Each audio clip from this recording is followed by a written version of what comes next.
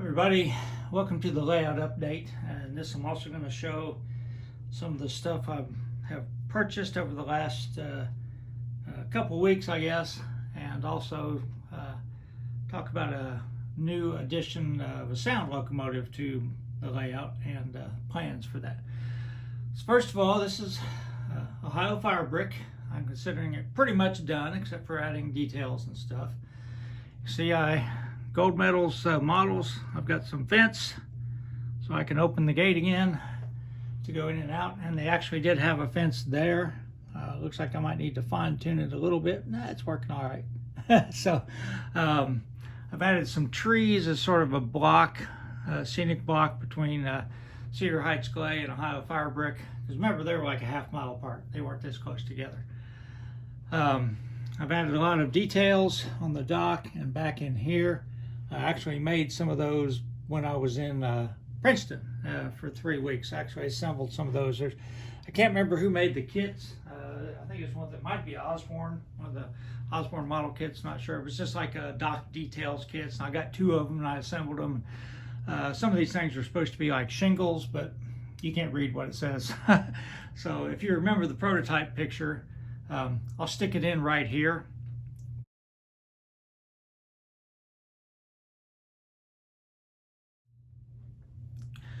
There was all kinds of junk back in there. Another thing I did, since you saw it last time, I added this little brick building in here. There was a brick building. I'll try to point that out on the prototype picture too. So let me move the camera a little bit and show you a different angle of it. So from this angle, you can see that I've made the swamp swampier and added some old dead trees. And I may go in and add some more of those. Again, the cattails are pretty labor intensive, so I may add some more, but you're never going to see the whole thing covered with cattails for sure. I added some trees back here. Now, because my fascia basically ends right here, this corner back here was in shadow. So I took the front of the fascia off, and I don't like the way it looks right now, but I'm glad to figure out something. And what I've got up here right now, as you see, I'm going to move this light. That sort of goes into I've got this like trouble light that I can lay up here on top and sort of adds a little bit of light in that corner, because my LED lights basically end just past this support here. So that's a temporary thing I can do when I'm shooting video anyhow. I think that's about it. Again, I've got a lot of details on that, and believe it or not, there is a just plug light down there. I already had one, and so I stuck it in there. It probably would have been better if I'd had 2, but it does light it up a little bit, and you can see that I've got all the brick stacks in there. So again, I'm considering this pretty much done. I'll pick this up a little bit and show you if I can get it off here without. So you can see all the details I added back in there. And those are just painted blocks of balsa, supposed to represent piles of bricks, but you can't see them. Like where I'm standing right now, I can't see them. So it's only from certain angles that you can see them. So it's just something that I added, and the fence goes all the way to the back, and it goes all the way back here as well. So I have 7 new additions to my rolling stock fleet. This is by far the most expensive car I've ever bought. It's made by Rapido, and it's the B100-40 boxcar, Pacific Car and Foundry. And I love their videos, I love their company, love what they're doing, but they make Canadian stuff and more modern stuff, and it's typical on my layout. So when they announced this, I decided I'm going to buy something from them just to support them.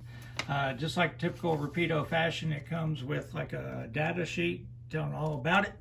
So this car was made in 1976, so it fits into my era. So I did weather it lightly. And if you've ever watched any of the Rapido's videos, you know, HO and N scale, if you appreciate models, I mean, you don't care if they run or just models. These things have the full underbody detail, all the brakes. Let me see if I can get a cross section so you can see all that stuff, which the other models don't have. But And again, it's a lot more expensive, and I don't think I'd be willing to pay that much for every car. I'd have a lot fewer cars probably if I had to pay that much for every car. But it's a beautiful, beautiful model. Metal wheels, microtrains, couplers, ready to go. I have no complaints about it all. It's absolutely beautiful. So I've weathered all these cars. So I'm just going to do a slow roll by. This is just a microtrains boxcar. 40 foot, has the roof lock removed, chassis system. General Chemical, it's an Athearn car. The only thing I don't like about it are the couplers, of course. Metal wheels, beautifully detailed, has the etched metal walkways, and just fits right in my layout with General Chemical. And when I saw that, I had to buy it.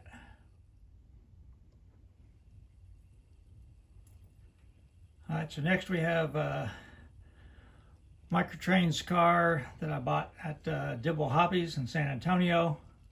Again, they had some chassis stuff, which I knew I had to get it. So next I have a Chicago Northwestern gondola, which actually maybe I shouldn't have bought it because it's the more modern Chicago Northwestern before they were taken over by UP. So actually the painted date on it was like 1987, a little bit out of my era. But I weathered it heavy and I'm going to run it anyhow. It's the only Chicago Northwestern car I have. Okay. Next I have another Microtrains boxcar, B&O. And finally a B&O bulkhead flat car. So when I get up the next thing in the frame, I'll stop it for a second.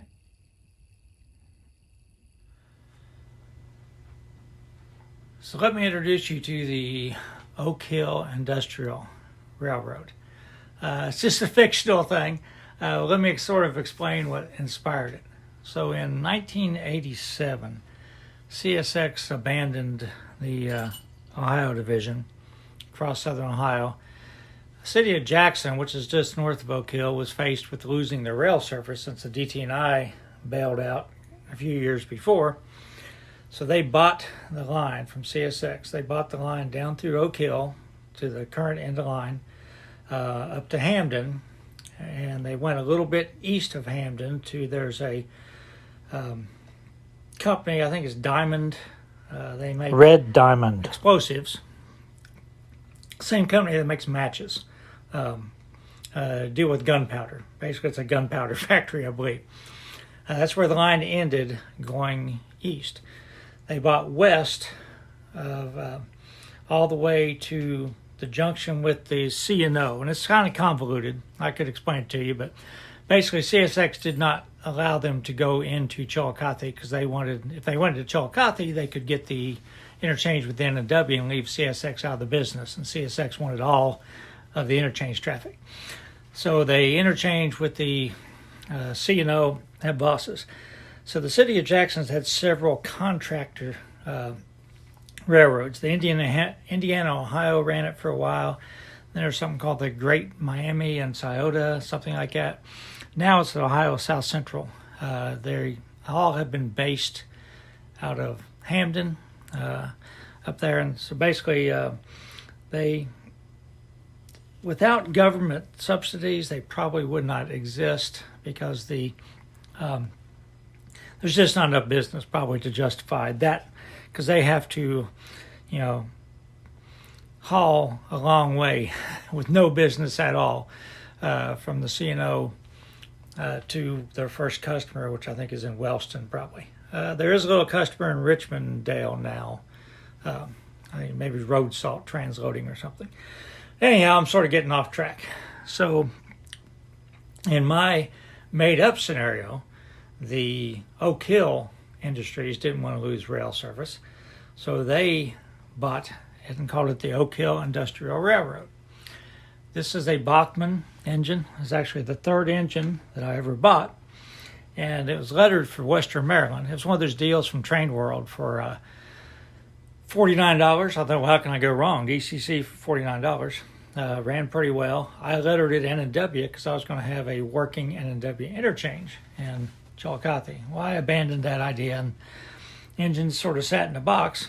So Came up with this idea for the Oak Hill Industrial Railroad. Originally, I was going to paint the engine green and white, sort of a tribute to Ohio University. But I'll tell you why I didn't decide not to do that here in just a second.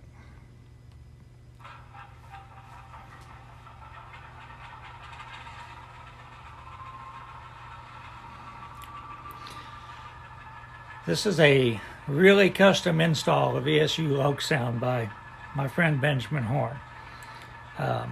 And he said it's going to be really difficult to get the shell off. So I decided to leave it black.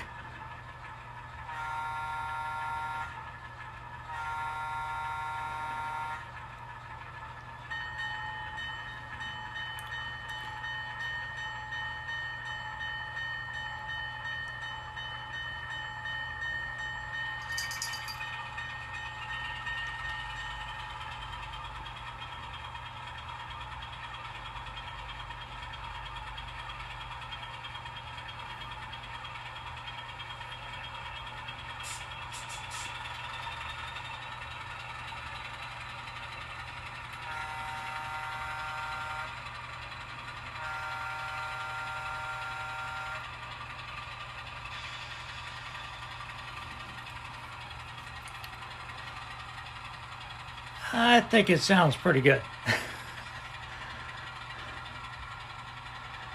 So let me shut this down and I'll sort of explain what my thinking is for this whole thing. In the video you just saw, the O was crooked. Never noticed it, filmed the whole video, and I watched it and thought, I can't live with it. I mean, sometimes the prototype messes up lettering, but I just could not do it. So I've scraped it off and I've straightened it out. I think it looks a little bit better now. So let me walk you through a proposed operating session. I will have a caboose, leaning toward a northeastern style cupola caboose. Get one and, you know, re-stencil it for the Oak Hill Industrial Railroad. On Friday night, they park the engine and caboose inside Ohio Firebrick so they can lock it up. So Monday morning, they will unlock the gates, take off. These are the cars that they picked up in Chillicothe on Friday. So they will switch out those cars and they will take, and these are all just staged just to show you what I'm thinking about here. They'll switch out these cars and the train will go to Chillicothe over Grassy Fork, of course. Come into Chillicothe. That's the Oak Hill train I just finished switching. And the cars waiting for them will be on this track right here next to Union Spring. That is where B&O left their cars. So they will come into town on the main line.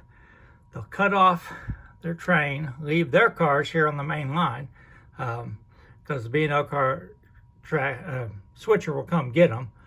But then the engine will come down,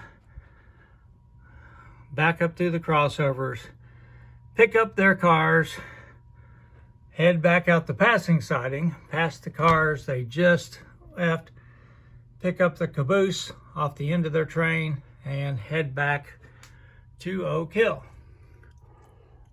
And that will basically be their day. Monday night, they will just leave the caboose and the locomotive coupled to the train. The only time they put it inside the fence is on the weekends. Yeah.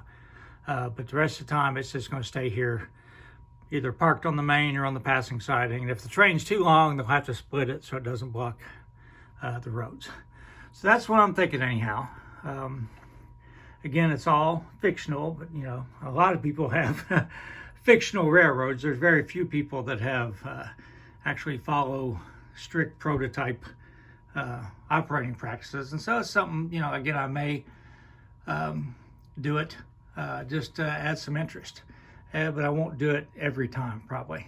Sometimes I'll just model it just like it was, like I've been doing, and the chassis system still runs down to Oak Hill. Eventually, I know you guys don't want to hear this, but in the next year or two, Chillicothe is probably going to be gone. One of the things I really like about model railroading, which I didn't really anticipate until I started scratch building stuff, is scratch building. And I have nothing left to build at this point. It's done. And I never envisioned this as a lifetime layout anyhow. So as soon as I find something that I want to model, something that inspires me, I will probably dismantle Chillicothe, reuse what I can, and but Oak Hill is safe, at least for now. Anyhow, but I'll talk about, I say right now I don't have any plans, definite plans. I'm thinking about the paper company in Chillicothe.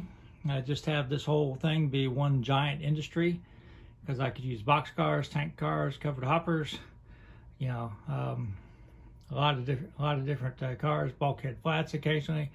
If I had a pulp yard, I'd get pulpwood in, but I don't have 6 feet's a long way in N scale, but still you can't just have everything.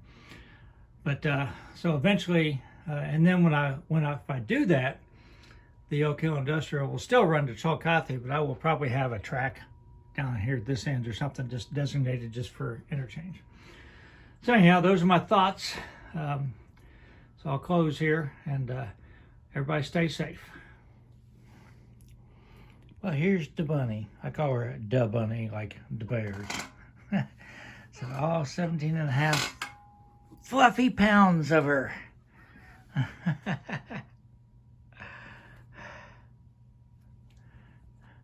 She's a sweetie though, and she's loves to cuddle with my wife.